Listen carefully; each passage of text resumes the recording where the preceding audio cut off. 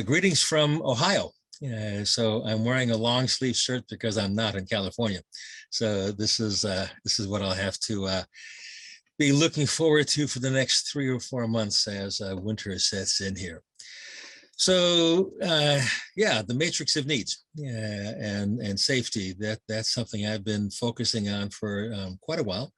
And I will share my screen now, and let's see, how do I do that? I keep forgetting.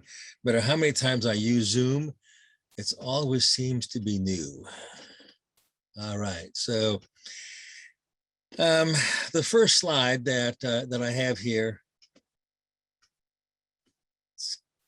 the copyright, don't worry about that. What I do want to say is that during this session, we're going to be talking about trauma. And the only way to talk about trauma is to talk about trauma. And the research tells us that about 1/3 of individuals in the US have histories of trauma.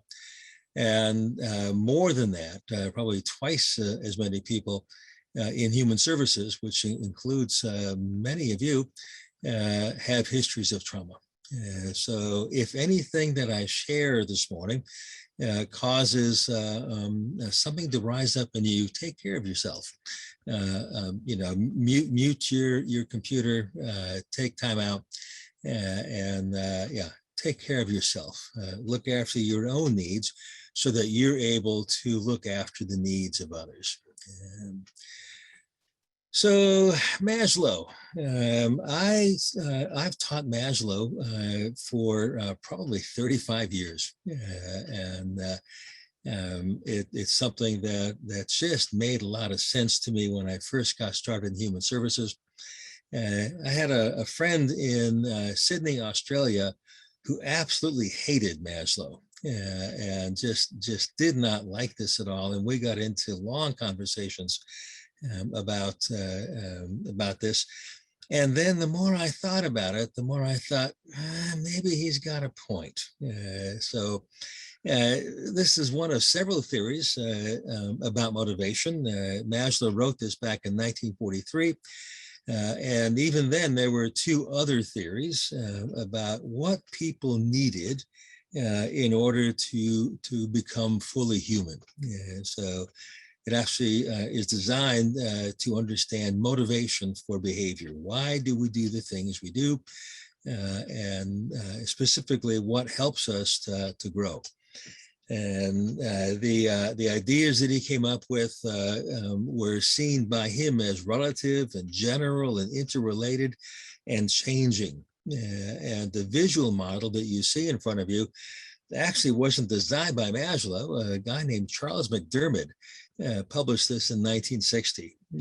Prior to that, Maslow's hierarchy of needs really wasn't as well known as it is now. And when the visual model came out, Maslow wasn't really pleased until he realized that all of a sudden people were talking about him and talking about his theories, and then it just took off.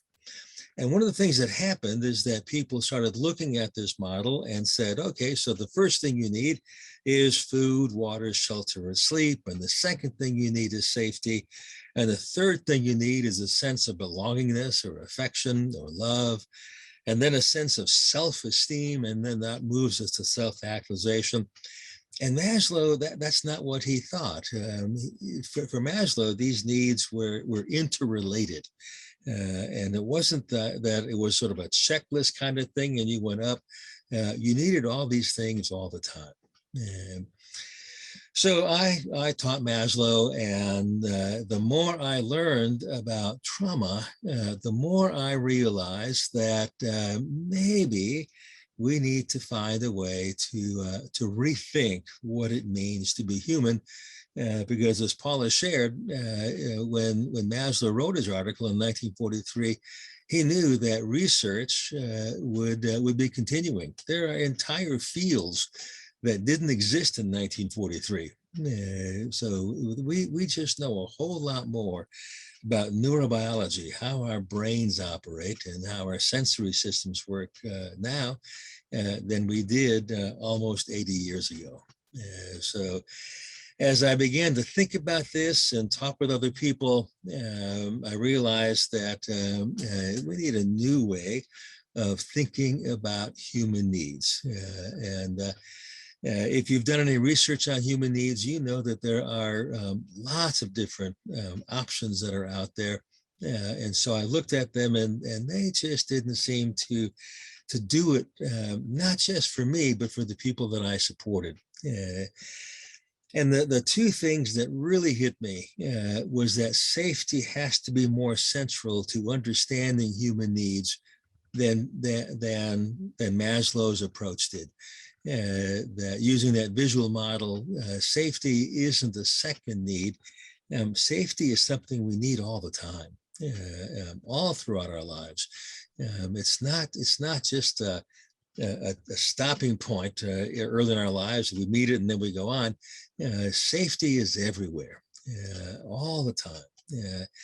And then it also seemed to me that the idea of self-actualization as we think about it today, there's got to be more to that. The old saying from one of the Army presentations was that Army, be all you can be. No, it's not just about me. And so I began a process that took about 2.5 years of researching and talking with people, and then beginning to share, and then ended up creating the matrix of needs from that perspective.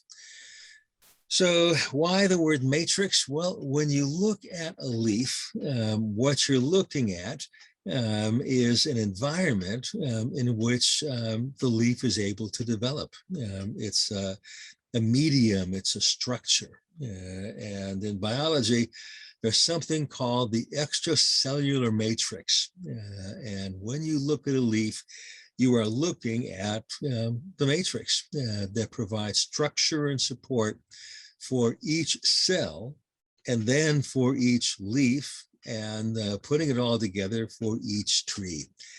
It turns out that every cell in every complex organism, which is a single cell organism and above, not a virus, but every cell throughout everything on this planet has a matrix, an ECM. And I'll just use the word matrix to talk about that. And what the matrix does is it provides the form that supports the function of that organism.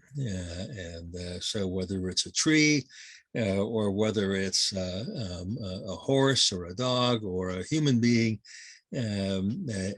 everywhere there is a matrix for all of our cells. That matrix, or those matrices, they just do all kinds of things in biology. And my son was a biology major. He's now in grad school, and he just taught me a whole lot about what the matrix does. This wasn't taught to me when I went through biology, and just absolutely fantastic. So I thought to myself that if this matrix is so important to life, this might be a really nice way to frame the idea of safety, because safety is something that all of us need in order to grow and develop as human beings. When we lack safety, then it makes it really difficult to grow. So think about safety as a scaffold. So in this picture here, you have a building that's going up, and a crane on the outside helping to build things. And without that scaffold, the people who are building it couldn't go throughout the structure and do everything they need to do. So think about scaffold when you hear the word matrix. And what this does, it secures all the processes that make us human. When we feel safe, then we're able to grow. We're able to develop. And when we don't feel safe, one of the words that we use, the phrases that we use, is that we're falling apart. And it's a literal falling apart. The scaffold goes away. And then the things that we used to do, they no longer work for us. And now we need new behaviors to begin to express this new reality of who I am and what I'm experiencing. And those new behaviors are sometimes chaotic and dysregulated. And so we take those feelings that we have on the inside and we externalize them. Oh my goodness, I was an externalizer. The idea of depression, that's not how I expressed the chaos that was inside of me as a result of my trauma history, which began at age 4 and extended through age 17. Chaotic, dysregulated behavior is one way, but you can also see it in depressed, withdrawn behavior. And our keynote speaker did just a great job of explaining that within his own life.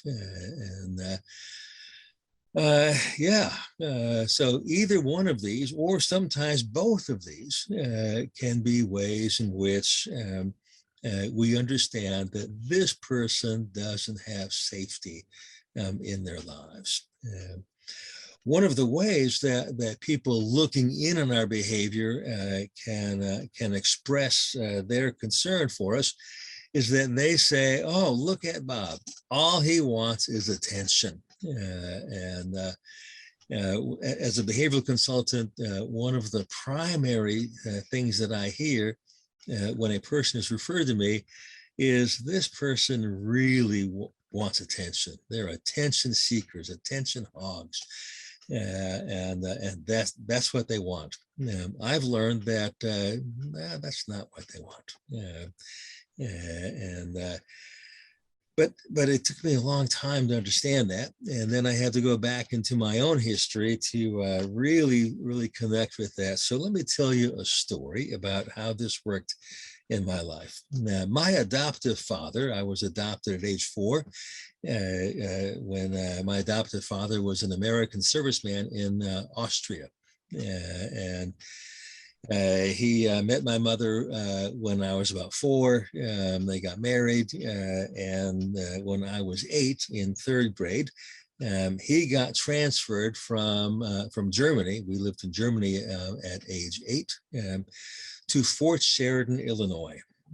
So took a plane, ended up in New Jersey, took a long car ride, ended up in Ohio, or in Iowa rather. I'm in Ohio now, and it was in the summertime that we moved, and so I was going to go into the 3rd grade, and my mother decided that I needed to make a really good showing. So she dressed me in my very best clothes, lederhosen. I'm completely serious. So I went to school the very first day looking just like this little boy. Except my hat had a feather in it. And you can imagine what other 3rd graders felt and thought when they see this strange kid walking in talking English with a German accent, because German is my first language. And I learned English when I was 4, and then learned it more and more. So I'm 8 years old, and I'm coming to school, and I'm looking like that, and I'm talking like Arnold Schwarzenegger. And you can imagine what happened to me. I got beat up, and I got beat up bad. And it wasn't just that day, because those of you that have any affiliation with schools or remember your school days, once you're a kid with a reputation, that reputation doesn't go away. And so I just had this whole series of things that happened to me, and I got picked on all the time. Well, I learned that if I got the attention of my teachers, then the kids wouldn't pick on me. So I got really good at blowing spit wads through a straw up at the ceiling. I could also hit the teacher from the back of the room. And when you take a look at my third grade report card, which I still have, it says something like, Robert is a really good student and has great potential, except for his continuous efforts to seek the attention of the teacher. So were they right? Well, sort of, because I did want their attention, but attention wasn't what I wanted. What I wanted was a sense of safety. And when you hear that phrase, attention seeking or attention getting, you've really got to understand, no, that's not what this person wants. What they want is safety.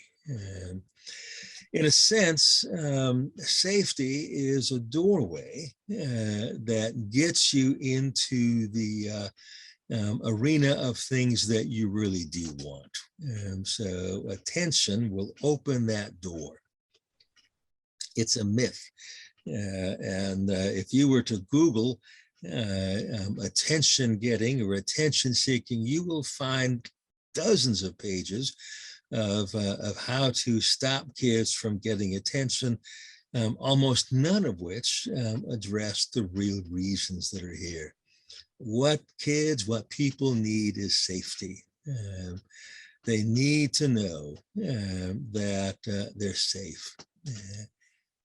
Now, when we hear that word safety, we normally think first about physical safety.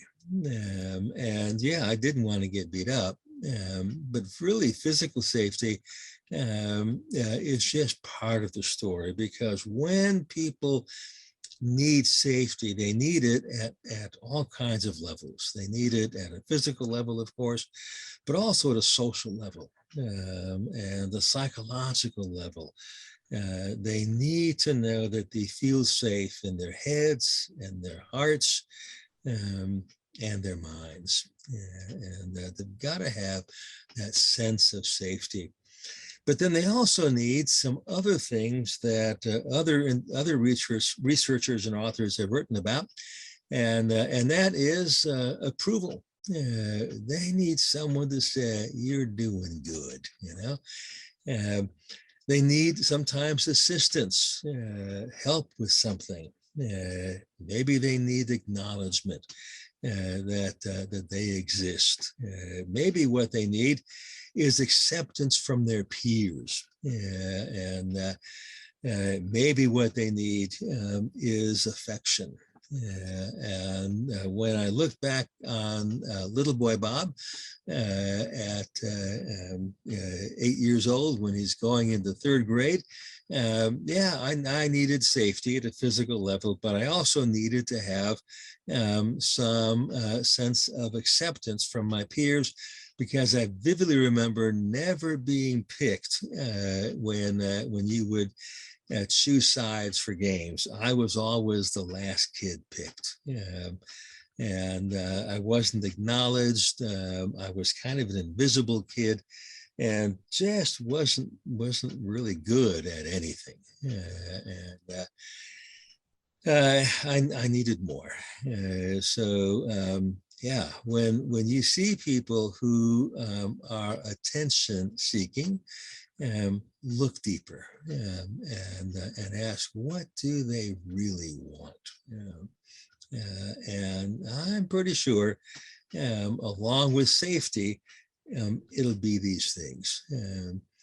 It's really hard to process approval if you don't feel safe. It's really hard to process affection if you don't feel safe. Safety is the first thing you have to have.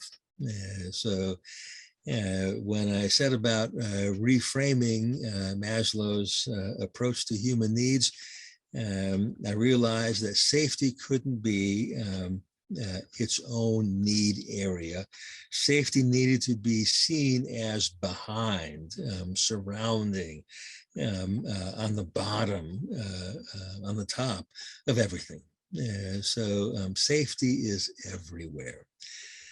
And when you then look at the model that I've developed, I'll start with safety, physical and relational safety. And that's just got to be there everywhere. The first part of human needs that I talk about is this process of attaching relationships. Now, there are three what I call core needs, and these core needs start in the womb. Attaching relationships start in the womb, start with mom, of course, because this child in the womb hears and feels the heartbeat, and then hears sounds, and just the neurological system within this child, beginning at age 6 months. The amygdala actually begins to form within the brain, and is sensitive to all the things that go on within the uterus, and just begins to form that attaching relationship that's there. And it's so important. It's really central to the experience of being human. So that's the first thing that I talk about. And then the second thing is subsistence: food, water, shelter, sleep. Yeah, all that goes on within the womb. And the third thing that goes on in the womb is the building of communication skills. It turns out that research shows that children are able to respond when they're born to about 30 different words, because they're listening to everything that goes on within their environments when they're in the womb. So all those things you hear about, playing classical music and, talking to your child when they're in the womb. Yeah, it actually is true. So these needs are core to what it means to be human.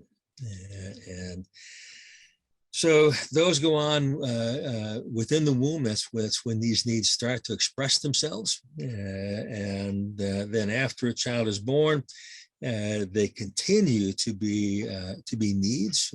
They continue to need attaching relationships with other people. And the research says between 3 and 5 people. So not a whole lot of people. Yes, of course, you do need food, water, shelter, sleep. You also need the ability to excrete, to go to the bathroom, and then communication. All of that goes on. I'm privileged to be able to interact with lots of kids, partly because my wife babysits kids, and we met some new people yesterday in our church, and Connie introduced herself, and she said, "Oh, you're Connie, you're famous," and she's just got this great ability to relate with children and to make them feel safe, and it's just wonderful to watch her interact. And when these kids communicate and communication skills start to build, and especially between 1 year and 2 years of age, I just see just massive growth in the neurological ability of children to use the 18 different areas of the brain that go into communication, because it's not just Broca's area and Wernicke's area. There's actually 18 different parts of the brain that coordinate, because you have to coordinate head movement, and you have to coordinate eye contact and visual expression along with words. And then you need to be able to process both incoming stimuli and outgoing stimuli. Oh, this is really complex. And if you don't feel safe, it's hard to develop that. you don't feel safe, it's hard to develop attaching relationships. If you don't feel safe, it's hard to meet your needs for food, water, shelter, sleep. And so all those are core. The next two that are added to the human experience are social relationships and a sense of achievement. And these occur early in life. So kids who were born at the beginning of the pandemic really lost out on social relationships. And there's really great research on the needs that kids have to interact with other people. And then the sense of achievement. Again, little kids are going to push you away and say, I do it, because they need to achieve. It's an inborn human need to be able to say, I did it. And you got to have that. I'm going to talk a little bit later about these first 5 needs along with the needs for safety, because you see this nice solid foundation here. And that's just so important. And this is actually going to be most of the frame for our discussion today. The other needs that are built on top of that are the need for autonomy. Building from achievement, people now take responsibility for themselves and say, yeah, I'm making these choices, I'm doing these things, and I'm my own person. And at the same time that you have that need for autonomy, you've also got a need to choose your relationships in what I'm calling affiliative relationships. And these are built on the foundation of social relationships. But see, those social relationships are built in settings in which the grown-ups in a child's life have taken them. So all the different environments that we take kids to, they develop social relationships within them. And then there's a need to say, I want deeper relationships and I want to be affiliated with. And people start identifying themselves with different groups of people. You need a sense of autonomy, and you need a sense of being a part of a group or other groups in order to continue this journey to becoming human. And then cradled between affiliation and autonomy is a sense of intimacy. Now, intimacy isn't just sexual. Intimacy is the ability to relate with other people with absolutely no fear of rejection. And oh my goodness, that is a huge human need. And it's one that I really struggled with because of my trauma history. And I didn't really develop this sense of being able to be a sense of intimacy, to not fear rejection, until I was in my 40s. And it was quite a journey for me. The last process that we need to be fully human is the sense of interdependent actualization. Now, Maslow was on a journey to really frame this when he died. And he didn't finish all of his research about this. But his ultimate goal wasn't just self-actualization, but rather actualizing with other people. And I've been privileged to get to know a number of people from indigenous communities around the world. And I have learned more about interdependence in reading about the experiences of First Nations folks in Canada, Native American folks in the United States. I do a fair amount of work in Australia, and so I've gotten to know some people from several of the Aboriginal groups in Australia, and it's just wonderful. And there's this idea that actualization isn't measured by the boundaries of my own birth and death, but rather by the culture to which I belong. And there's this idea of being a member of a people, a group that you're with. And that interdependence is with people who lived before I did and will live after I live, or after I die, rather. And it's just so freeing to not be thinking about all these things on my bucket list. Because see, I've got a bucket list. I'm not worried about when I die because I'm part of a larger group. And I'm continuing to learn more and more about this model as I teach it and interact with other people, and it just seems to make sense. And just as Maslow said in 1943 that his model would stand or fall based on researches yet to be done, I know that's the case here because. Man, there's more research coming out every single month, and I read as much as I can. But I learned things today from our first speaker that I hadn't heard of before, and it's just so much fun to learn.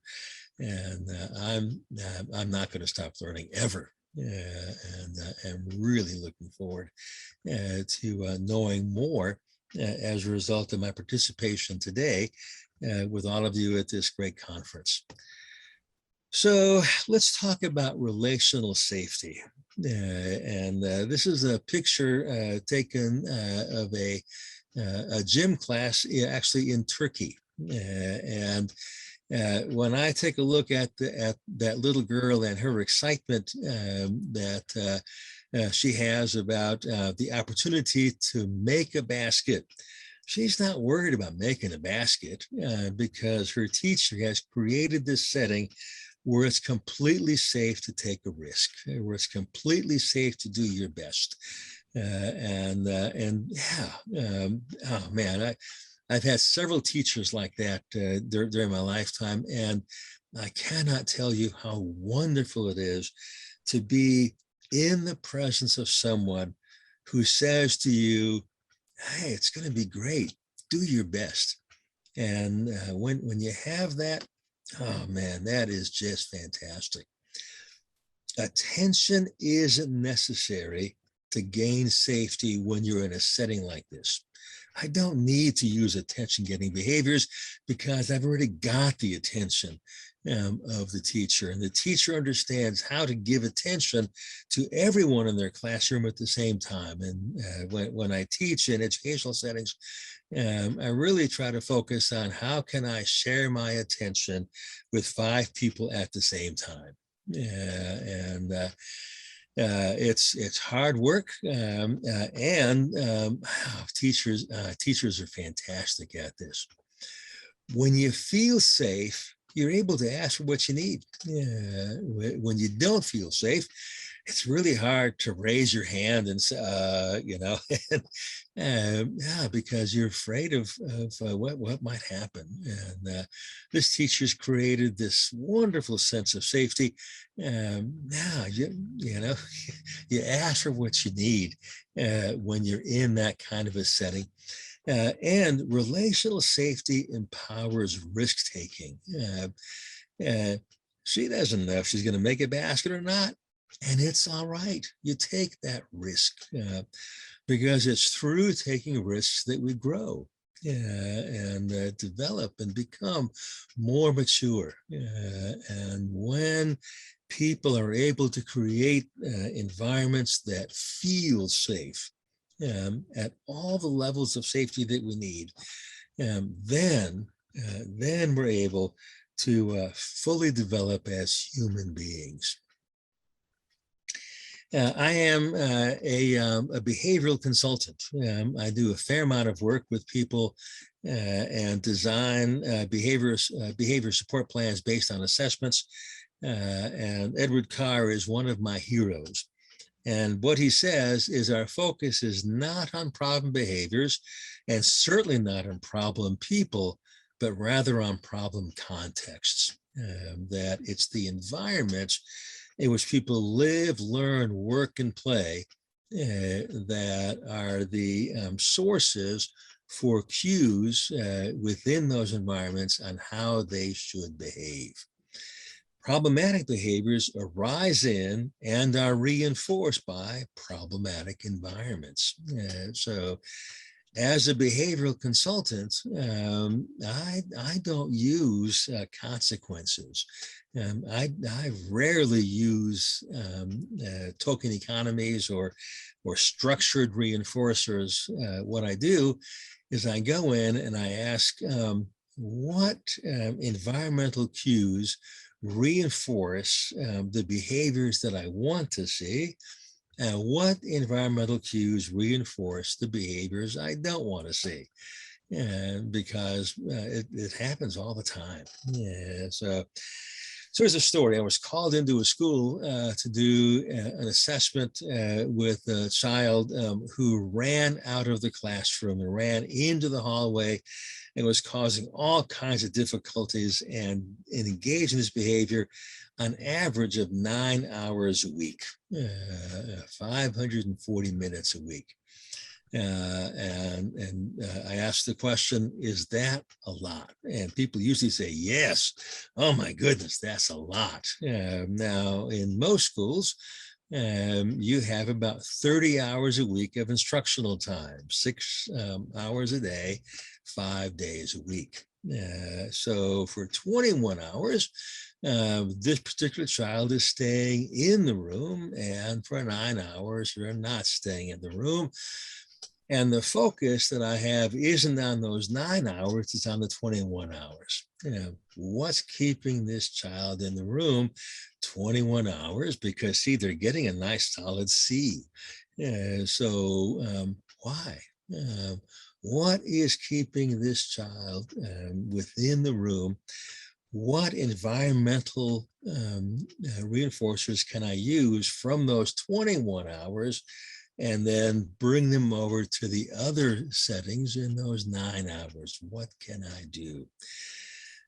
Greg Hanley says that functional behavior assessments focus on environments that cause and or reinforce behavior. And so when people are engaging in attention-seeking behavior, the question to ask is, well, what do they want? Along with safety, is it approval? Is it acknowledgement? Is it affection? What does this child, what does this person want within their environments? And when I can identify what they want and give them what they want within those contexts of safety, then they're able to begin to meet their needs. If we don't feel safe, we're not going to be able to have our needs met. That's just all there is to it. If we don't feel safe, we won't have our needs met. So what are the most important need areas within educational settings? Well, again, that sense of safety. You have to have that sense of safety in order for people to grow and develop and learn. If you don't feel safe, it's not going to work. I was in a series of classrooms over my educational period in which teachers used punishment. I learned just enough to escape from those classes. I got a nice solid C. My grade point at the end of 12 years of school, 4 years of college, or 4 years of high school rather, was 2.47, a nice solid C. Well, maybe not too solid, bordering on C minus.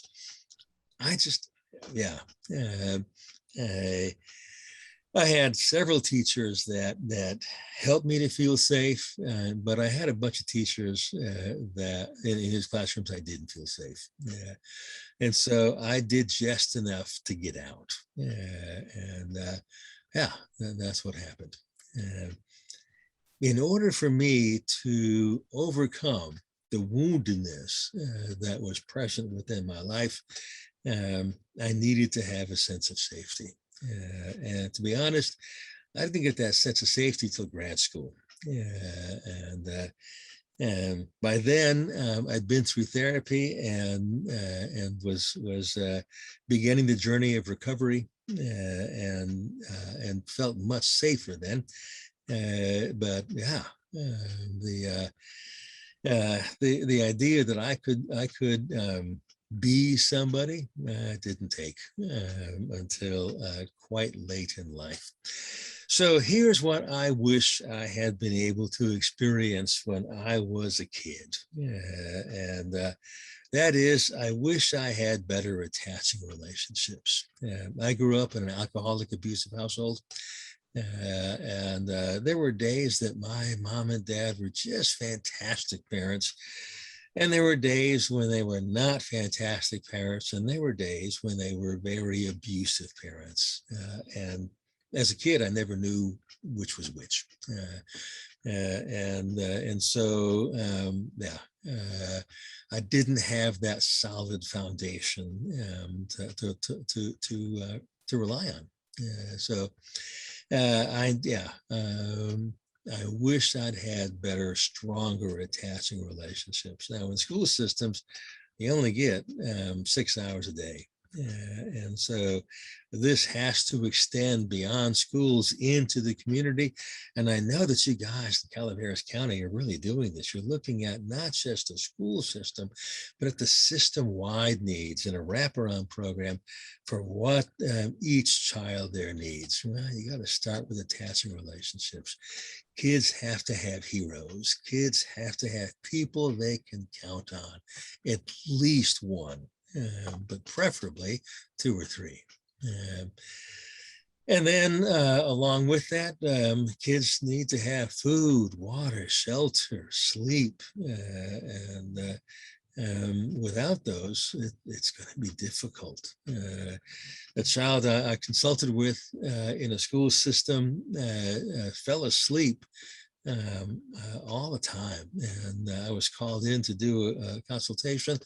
And when I looked at the environment, the school was a great school. And then I thought, well, what else is going on? It turns out that mom and dad had 2 different jobs and 1 car.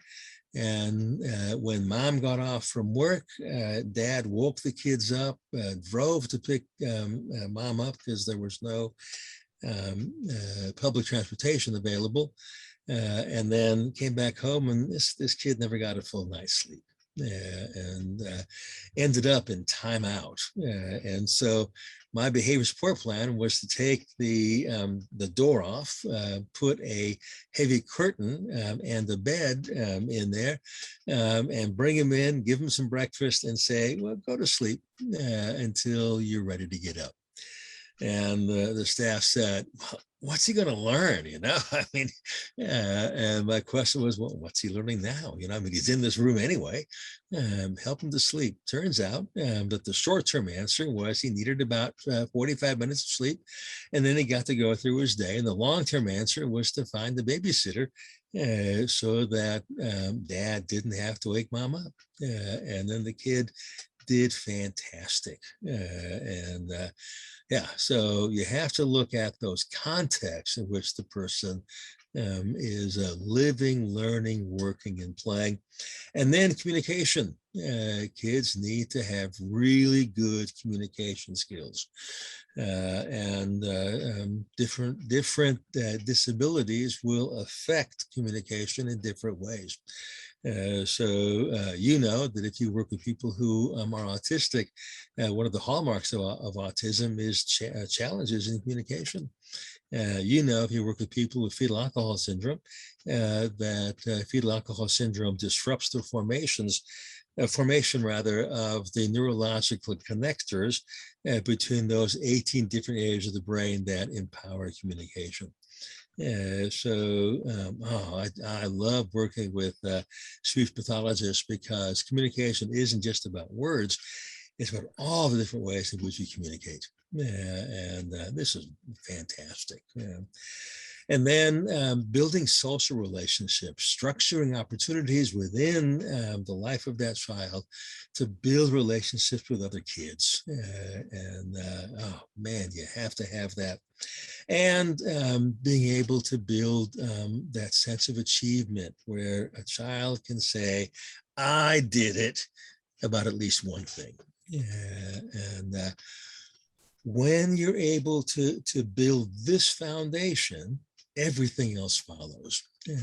From my perspective, this is the most important thing that we can do within any educational setting, is to build this foundation, to build a foundation of safety, so that people know without a shadow of a doubt that you can say anything, yeah, I'm not going to reject you. Yeah, I had this teacher named Mrs. Cradaville in the 11th grade, and my father got transferred. He went back to Germany when I was 13, and then 11th grade back to America. And in the middle of this school year, I got transferred out, and I couldn't finish with Mrs. Cradaville, and I am forever wishing I could have finished history in her class, because it wasn't just what she taught, it was who she was. And that sense of relational safety was just so important within that setting. Yeah, I didn't get this foundation until grad school. So after 2 years of college, my grade point was 0.47. I mean, I was flunking out. I was a mess. But I'm proud to say that I was close to a 4 point in grad school, because I had this foundation by the time I was 40. It's never too late. So this is the foundation you have to have. When you're able to have this foundation, fantastic things happen, because this gives you the foundation you need for lifelong learning and adaptation. Whether it's living or learning or working or playing, this is the foundation. And when you have this foundation, fantastic things happen. So build this foundation in however you can do it. One of the ways that you build this, of course, is connection, as our first speaker talked about so well. Just here in this bottom part, you see attachment relationships and social relationships, and those are bound up in connection. And communication empowers connection, and achievement takes place within connection. So the idea of connection is just central to what it means to be human. Interdependent actualization is the top of the model that I have. The idea is that, hey, we're all in this together, that we're part of a larger group. This is actually found in our neurological system. A guy named Stephen Porges has put together this fantastic model called the polyvagal nerve theory model. And then he has within that this idea of a social engagement system, and all mammals have this, and it's not just fight or flight. The first is actually flock, and we're part of a group, and then the second will be either flight or fight, depending on our histories. And then in humans, there's something called fawn, where people with trauma histories take responsibility for things, and they say, I'm so sorry this happened. I'm so sorry this happened. And then there's freeze. So these are things that I need as an individual, but there's also the needs of the group. And there's this false dichotomy that goes on that says we have to balance the needs of the self and the group. No, they're all at the same time. You need to meet the needs of each member of the group in order to meet the needs of the group. And it's not about one or the other. It is about both, because we're born as individuals and we become human through our social interactions. And this really is part of the whole structure of life. And if I had more time, I'd talk to you about just individual cells. There's an article called The Social Life of Single Cell Organisms. And it's just wonderful to think about that. Oh, yeah. It's part of life on our planet. But trauma takes away that part. Viktor Frankl, who is a survivor of the concentration camps from World War II, says that between stimulus and response, there is a space. And in that space is our power to choose our response. And in our response lies our growth and our freedom. So before antecedent behavior consequence, the idea of charting behavior was stimulus response. And there's a space between stimulus and response, and trauma takes away that space because people with trauma histories really react very quickly because of the fear, frustration, anxiety, and tension that trauma creates. Our job is to restore that space through connection, through relationship. And that creates opportunities for resilience to emerge. People want to be whole. People want to grow. They can't do that because safety gets in the way. So create safety. Create it not just physically, create it relationally so that people's hearts and minds and bodies feel completely and totally safe. Thank you. There is some contact information that's there on the handout, and I think I'm right about at my ending time, so I will stop sharing my screen. Bob, I do have a question. Okay. A viewer asked, how do you create a safe environment for kids that are socially isolated due to learning needs beyond socially awkward or other medical issues? How do you keep other students from targeting and picking on them? Okay, you broke up at the end of that. How do you keep other students from targeting and picking on them? Okay, all right. So I hear two different questions there. So first is how do you create relationships with children that don't know how to do that? And what I've tried to do is to find commonalities. The first set of relationships I sometimes have to build is between me as an individual therapist and this child. And I think about a child who loved the Hunger Games books. I didn't love them, but my kids did. So I read them and I was able to talk with this person and then just build that rapport, relationship between he and I. And then within the context of that understanding, saying, you know what, this discussion is just between us because he would use Hunger Games in all of his interactions with kids and they just didn't get it. So I then observed him within his classroom and found some different things that he could talk about, and then prompted him to raise those as things that he could talk about within his settings. The second thing is that the teachers in my life were just fabulous, some of them, at creating safety for me because I was a socially awkward kid.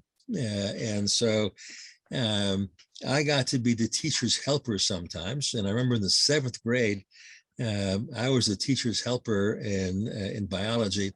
And being able to do that got me a connection with 2 other kids. And so the teacher connected me to that teacher.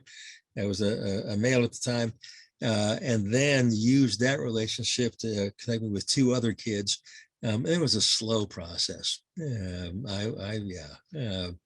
I just, I'm on the autism spectrum, not because I'm autistic, because of my trauma history, and I'm not really good at relationships. And so I had to learn how to do that, and teachers structured that for me.